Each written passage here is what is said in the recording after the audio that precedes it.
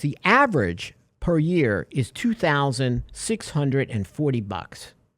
But I was thinking about this, and I'm like, I wish it was $2,640.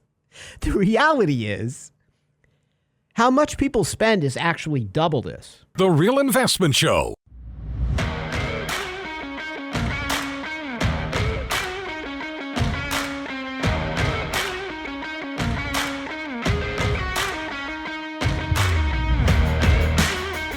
I cannot believe how fast the holidays are rolling in. I wonder if Powell wears a little Santa Claus outfit for Christmas. Somewhere along the line, banks called him and said, listen, all your quantitative tightening, everything we're going through, you got to cut it out, buddy. I'd like to be a fly on that wall to listen to some of those calls coming in. Right. So we are going to start January real strong. We're going to have a lot of events next year, so keep that in mind. We're going to look at, of course, our candid coffees every month. Lunch and Learns, here to help you understand Social Security, all elements of financial planning, Medicare. But we're starting with navigating the markets in a presidential cycle. And this is going to feature Greg Valliere. And if you haven't heard Greg Valliere speak, Greg is one of the most amazing overall political pundits I've ever met, where he doesn't get overly emotional about it. He looks at the pros and cons, right? He's sort of like the eagle of this sphere, right? He will go in and examine the pros and cons and how the markets will respond. So we are looking to, if you are looking to look at having Greg Valliere, listen to him speak, I would tell you we're going to have an event coming up on January 27th on a Saturday. Pre-registration is available at realinvestmentadvice.com. We'll also have Lance, Adam Taggart, Michael Leibowitz, to talk about the climate of markets in a presidential cycle. But just to listen to Greg speak really is a highlight of mine. It has been for years. So I was glad that we were able to secure him for this very special event. Seating is limited. So if you go in, it's $99, early bird special. I think we got like 150 seats. I don't know how many we filled so far, but this we'll have lunch for you. We'll have, everything you need. But you want to keep your brain fed and stimulated for all the good things you're going to hear at this event at the Hotel Sonesta. So looking forward to that to kick off the year and seeing Greg again. It's been a while. So we all know we're having problems with our household balance sheets for the most part. Inflation is tough for everybody. Wages, although we have seen real wages increase a little bit, they haven't kept up with inflation overall over the last 3 or 4 years. We also know that the rate of change of inflation is what the Fed focuses on. But listen, the plateau has been set higher. The bar is set higher for things you need to pay for every day. And what we have found is owning a pet has become a luxury. And the reason I talk to this is like almost 66% of households own pets, right? And they usually have more than one. And it used to be relatively inexpensive to own a pet. So there was a company called OnePoll. They did a survey for MetLife. And this is MetLife pet insurance. And more people are looking at pet insurance right now. Half of pet parents they surveyed said, hey, we tried to budget how much we're going to spend on our pets. Matter of fact, in some financial plans, we have a pet goal. We have a actual pet target goal, how much we're going to spend, or we're getting new pets, whatever it might be. Or pets are ill, right, with devastating illnesses, and people don't want to euthanize their pets. They want to try to provide treatment. But they're going to spend, the average per year is $2,640.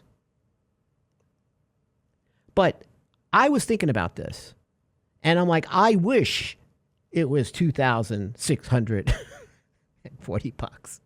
The reality is, how much people spend is actually double this.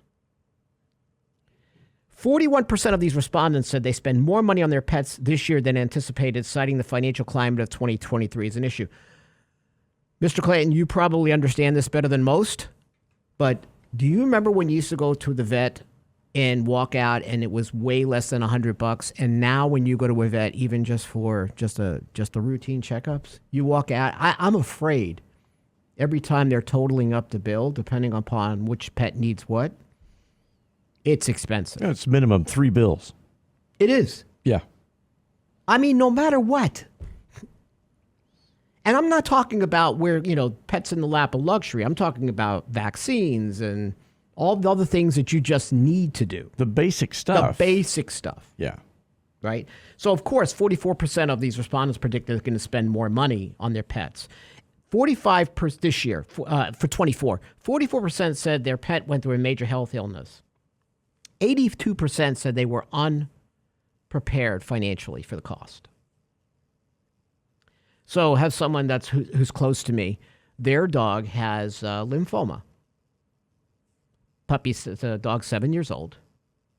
And they said, well, there's a chance that if you do this treatment, radiation, chemo, whatever it is, you will get another couple of years out of your dog. So she's going to do it. $6,000 to do it. And then the pets usually go into remission, and then you might have to do it again. So for most people, $6,000, heck, we can't even raise $500 in case of an emergency. We're talking some serious money. But so realistically in the survey, Brent, they said 83% said there's no limit, these pet owners said, on what they would spend to make sure their pet is happy and healthy. 83% said that. I don't want to come off as cold-hearted, but because I have a pet that we dearly love. Oh, you did before we had... oh, yeah. Yeah, we've had Josie. We had Sophie before. Sophie was this star. 3-pound Yorkie. But ran everything. Yes. Yes, she did. And so I get it, but anytime you make an emotional decision about money, you're going to make a mistake. And that's true in everything you do. In everything, money, not just pets. So what she did was looked at the odds, right? So she asked the vet, listen, no, there's like an 80% chance the dog goes into remission and stays healthy. The vet said she still has dogs that are still in remission and have died of old age. Yeah. So it seemed like the odds were better compared to, say, you're going to keep your pet alive for a month, 2 months. Then you got to think about what the quality of life is going to be for that. Yes. Because then it's about you, right? Because then you're getting making an emotional decision like that, then you got to ask yourself, what's that animal's life going to be like for the remainder of its life, however long or short it is? Because it's not about you. Yeah. Right? If your pet is suffering, then you have to step up and do the right thing. And that's important. So, and here's what it is. Majority of the pet parents said that they are learning to do things to take better care of their pets because they don't want to be alone. Listen, with the way marriage is going and demographics as far as childbirth, most retirees, most older Americans are going to be solo. And their pets are going to be their companions. I did an article with the New York Times a few years ago that went through this process. Right? They need a special diet. Take care of your pet like a child. Some people get triggered by that. It's not a child. It's a pet. Okay. But pets provide a lot of benefits, right? There's even health benefits to it. So there is more of a trend to spend more on high quality food, right? We used to, what was the food with the gravy train. Remember train. Remember the yeah. It would go through the kitchen. That damn thing, that carriage with those horses would go through the kitchen and go through the cabinet. And I'm like, open the door. It's in there. It's not in there. It's a bag of gravy train. That would so freak out my dog if that wagon train really came through. Yeah. Yeah, it might freak you out too. Yeah, a little bit. Never really seen horses that size. Well, they're easy to clean up after, though. Even more than the Yorkies. Yes. They're smaller than that.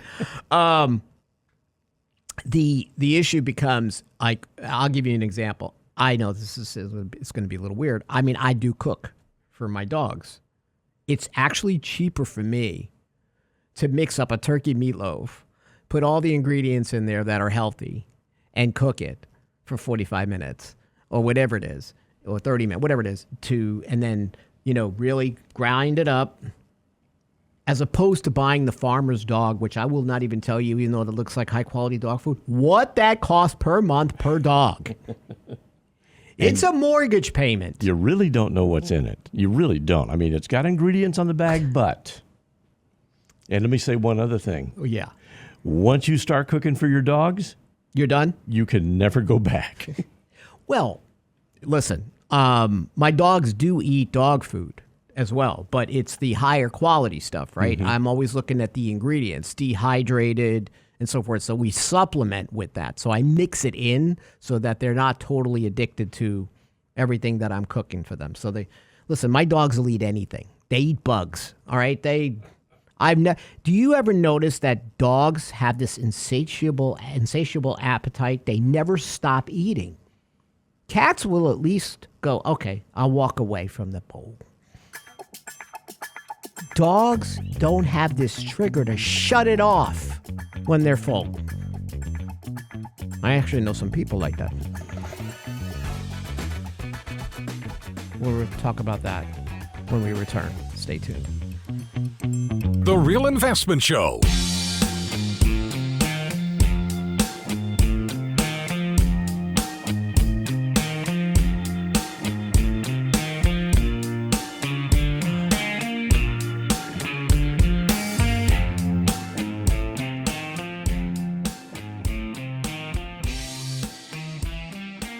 Hello, Butterball Hotline? I'm cooking turkey for my dog. No, I'm not cooking my dog. I'm cooking turkey for my dog. But his head is stuck in the cavity.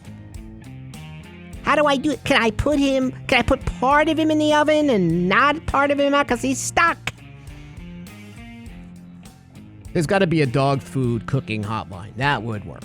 What we call it, the Bow Wow line? Sounds like the business opportunity to me. Listen, anything with pets seems like a big... Yeah. Like you're going to make some bucks. Mm-hmm. Pet walkers. There's one kid I work with. She's 16 years old. We had her set up a custodial Roth IRA. And just for the neighborhood, she has... Very responsible.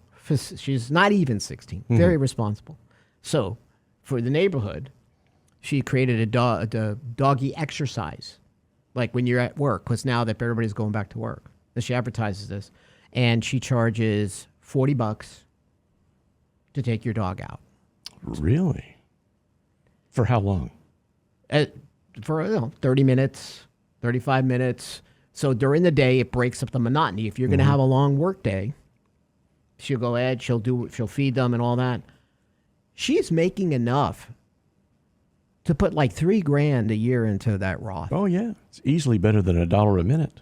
Yeah. She goes, this is better than babysitting. I like animals. I don't like kids. And you don't have to change the diaper. No. You don't have to change the diaper. She goes, I love the animals. Mm-hmm. She's very dependent. Because that's, you're entrusting her to go in your house. And she says, listen, I encourage you to even have a camera in your house if you don't feel comfortable. See what I do. She's very, and I'm like, this kid's great. She goes, I love working with animals. I want to be a veterinarian, and I get to understand their behaviors. And I'm like, oh, gosh, you're going to be fine. That's perfect. Yeah, custodial good Roth for IRA for her. Parents set it up. Very proud. Now, if someone were to email you, Richard, at riaadvisors.com, can you share her information with them? I could, absolutely. But she's in the neighborhood. She will only go a certain distance. Right. So if you're listening in Utah, this won't work. Yeah, no. Even if you're listening in the next neighborhood, she's probably not going to do it.